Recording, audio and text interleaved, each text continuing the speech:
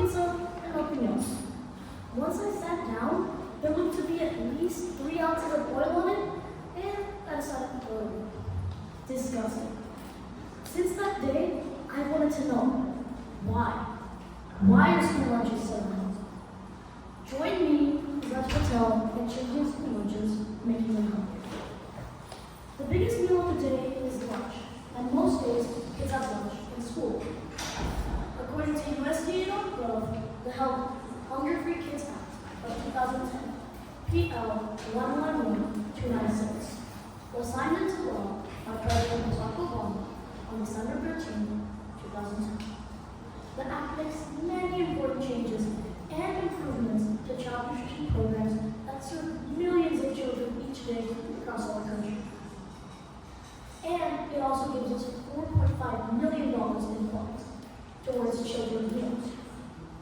To most people, this was a big success, but if you do the calculations, that's only 85 cents of an upgrade per day per child, and that only for 4.8 years. The main question is why? Think about it this way. What would be easier and cheaper to cook in bulk? Buffalo wings coated with barbecue sauce or a Caesar salad?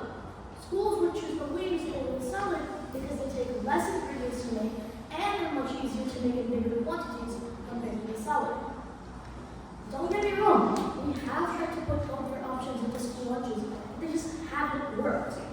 I don't see how 90% of schools, yes, 90% of schools say that almost all kids are malnourished, when over the past 3 decades, childhood obesity rates have tripled in the U.S. According to USDA.gov, 31% of vegetables, 41% of dairy products, and a mere 4%, yes, 4% of junk food has been wasted in school lunches. Where does the other 96% go? Into children's stomachs. So now that I've reviewed the problems, why don't I discuss the solutions? We could try gradually decreasing junk and fried foods.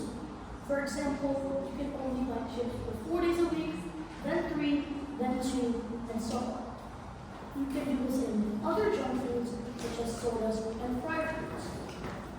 On the flip side, we can do the complete opposite with healthy foods, such as fresh fruits and salads.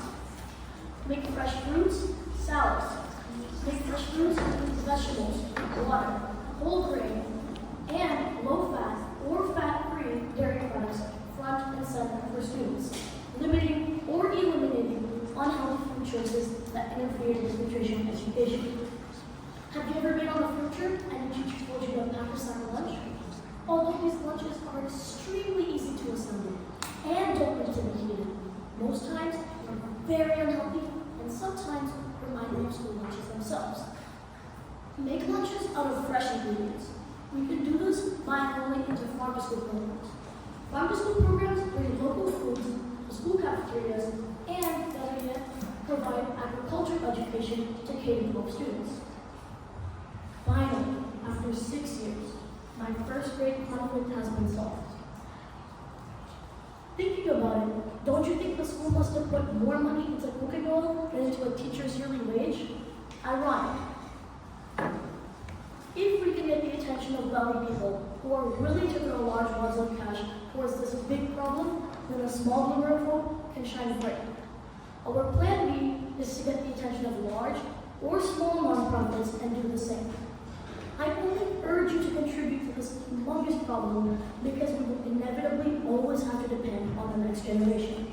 And if the next generation isn't well-nourished, well, then let me tell you, it's gonna end up bad. Like I said before, join me in changing school lunches forever, making them healthier. This is a big problem, but the solutions aren't hopeless, and we aren't helpless. Thank you.